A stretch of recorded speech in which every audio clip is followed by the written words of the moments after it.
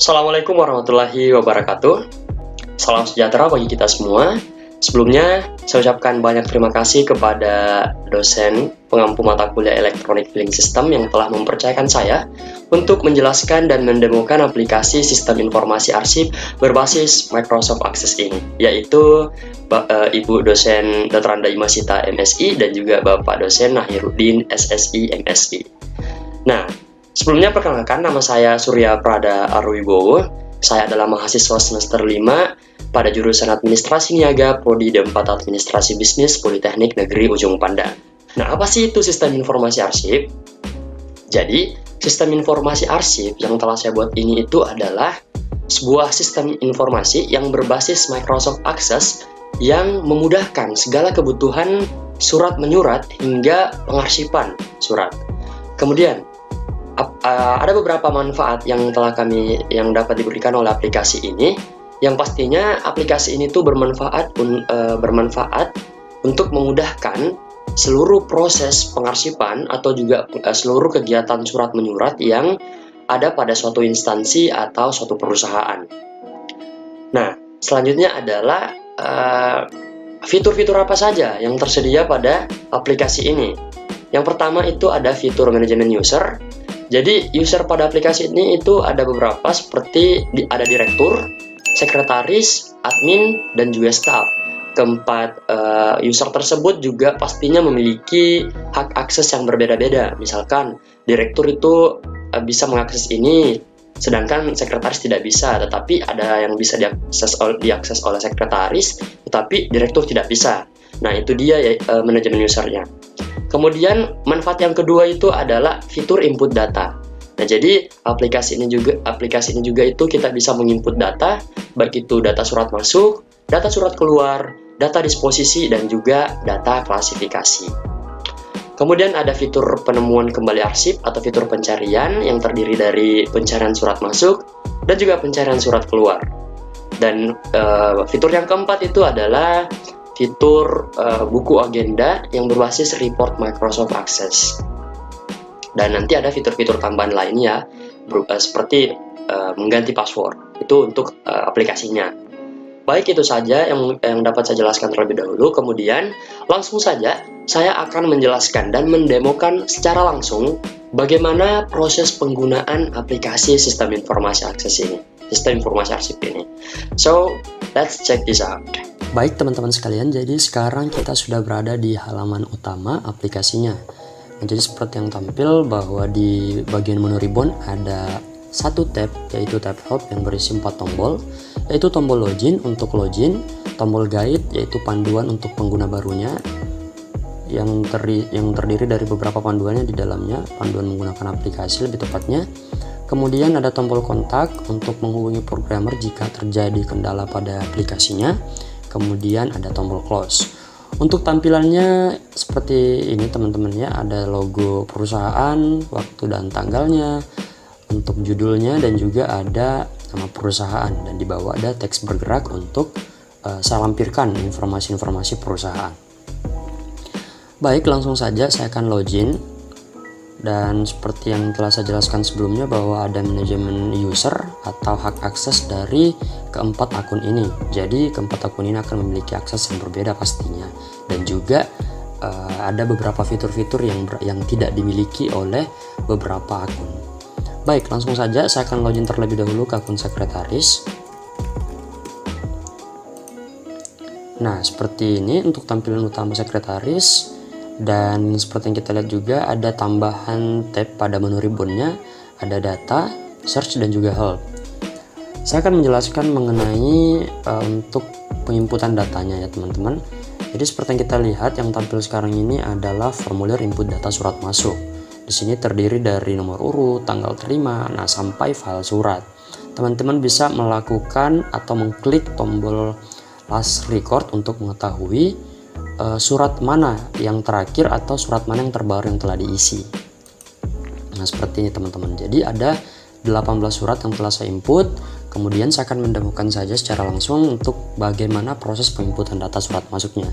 Jadi caranya simple, kita klik saja tombol tambah di samping nomor urut seperti ini, dan kita akan masukkan nomor urutnya. tadi nomor 18, so ini nomor 19.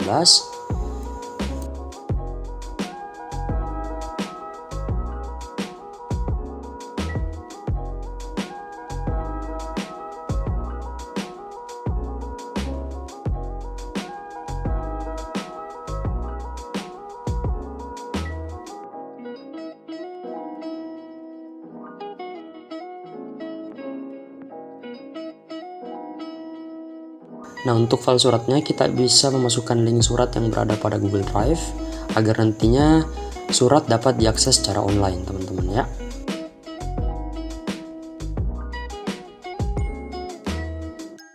Dan untuk penambahan file suratnya kita klik 2 kali, kita tambahkan surat yang telah kita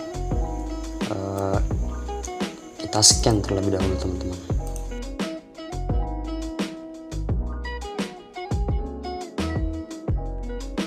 Nah, setelah semua terisi, kita bisa klik save. Nah, di sini akan ada indikator data save atau data tersimpan, teman-teman ya. Nah, itu saja untuk formulir data input surat masuknya. Kemudian langkah selanjutnya adalah direktur akan mendisposisi surat ini yang nantinya bakal diisi oleh direktur. Jadi kita akan log out terlebih dahulu untuk mengisi disposisi. Jadi kita harus login menggunakan akun direktur, teman-teman ya.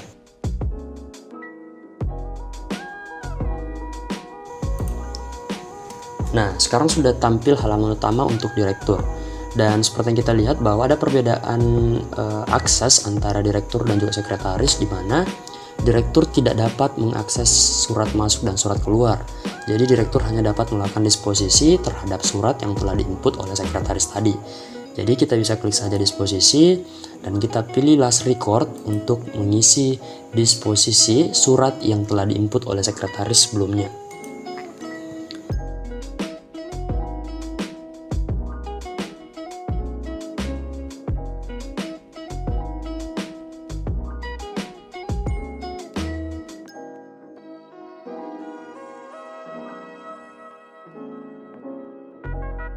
Nah, seperti ini.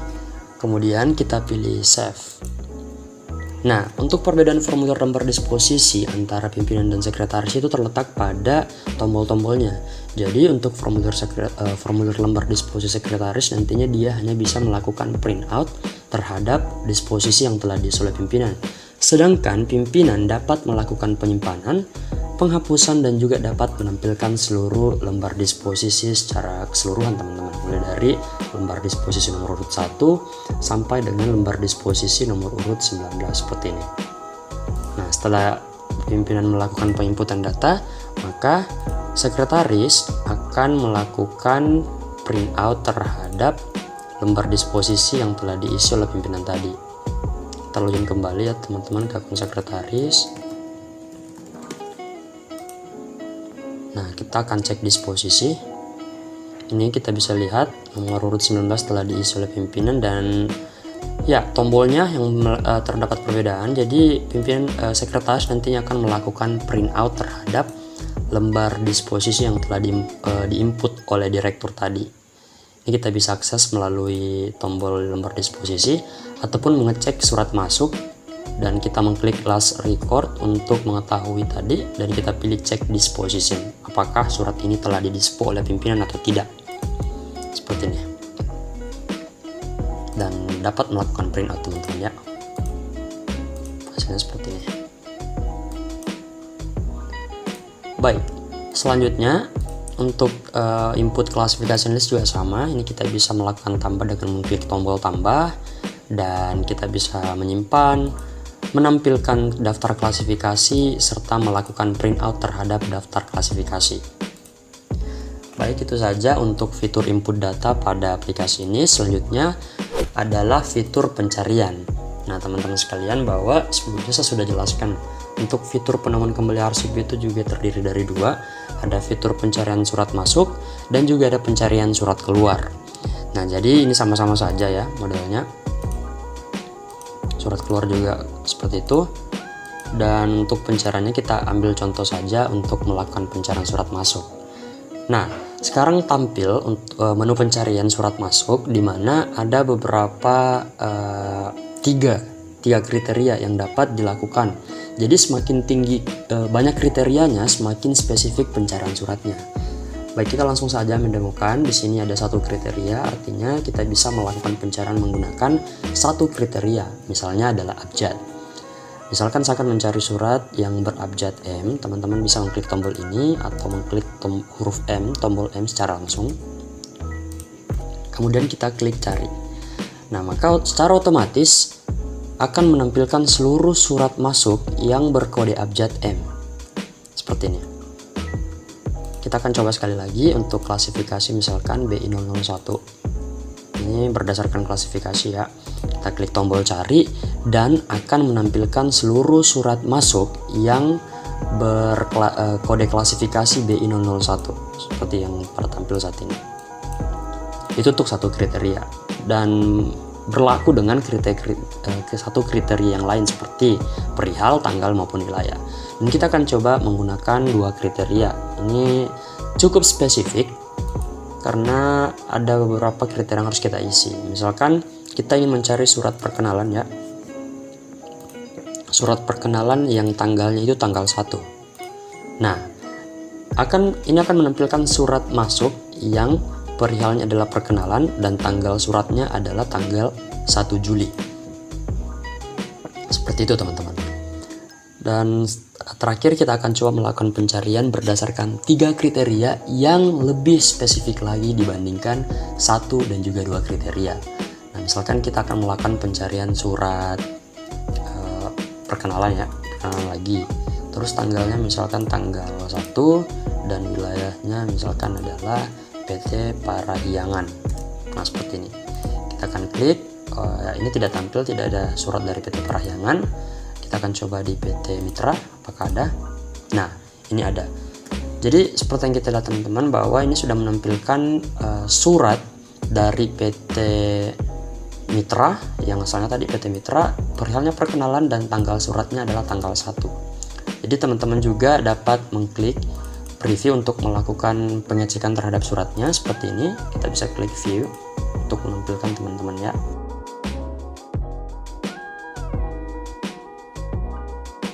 Nah, ini dia. Dan juga dapat kita lakukan pencarian dengan mengklik link yang ada pada file surat ini, sehingga nantinya surat ini dapat diakses secara online teman-teman. Kita klik, tunggu sampai terbuka ya suratnya. Nah, ini sudah melakukan loading terhadap surat yang terbuka 2, maaf.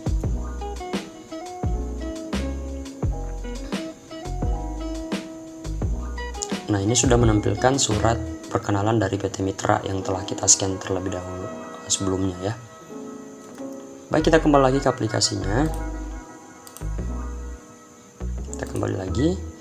Nah, itu dia untuk fitur pencariannya. Untuk pencarian surat keluar juga berlaku sama seperti itu. Kita kasih contoh ya, M lagi karena kita menginput beberapa surat. Ini sama. Dan baik, langsung saja. Oh iya, saya hampir lupa bahwa untuk tadi ada fitur report teman-teman ya. Fitur report berbasis Microsoft Access. Sebenarnya itu saya sisipkan 1 tombol, yaitu Find All, untuk melihat seluruh surat masuk dalam secara keseluruhan. Ini mulai dari nomor urut 1 sampai dengan nomor urut 19 yang telah kita tadi input barusan ya, PT Gemblang Selalu. Nah, ini menampilkan secara keseluruhan. Begitu juga dengan di surat keluar, ini dapat ditampilkan secara keseluruhan.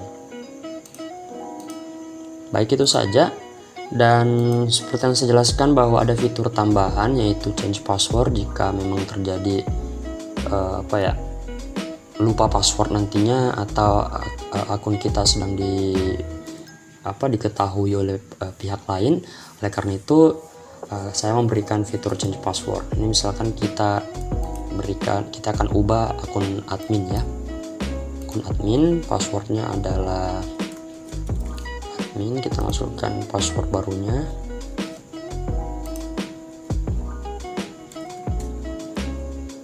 Nah, misalkan seperti ini teman-teman ya. Current passwordnya adalah admin dan new passwordnya adalah 1234. Confirm passwordnya adalah 1234. Nah, kita klik reset. kemudian yes. Nah, kita akan mengetes apakah benar-benar passwordnya telah berubah atau tidak. Kita akan login kembali, tapi menggunakan akun admin. Password lamanya adalah admin. Ini kita bisa lihat adminnya, teman-teman. Nah, ketika kita login, maka akan ada indikator warning password incorrect, passwordnya salah.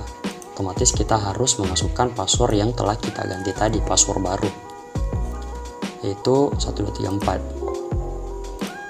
Oke, kita pilih sign in. Kita unchecklist, teman-teman ya. Maaf, ini kita unchecklist. Nah, ini sudah akan menampilkan halaman utama untuk akun admin. Jadi untuk datanya sama juga seperti ini. Kita bisa logout lagi. Dan itu saja mungkin yang dapat saya sampaikan, teman-teman ya, mengenai penggunaan aplikasi ini. Kurang lebihnya mohon dimaafkan. Nah, gimana teman-teman sekalian? Keren bukan aplikasinya? Tapi meski demikian, aplikasi ini masih jauh dari kata sempurna. Oleh karena itu, kami butuh saran dan masukan teman-teman sekalian, sehingga nantinya kami dapat melakukan pengembangan dan juga peningkatan pada aplikasi tersebut. So, jangan lupa like dan komen, serta subscribe YouTube channel ini untuk mendapatkan informasi dan juga pengetahuan terbaru lagi. So, terima kasih. Assalamualaikum warahmatullahi wabarakatuh.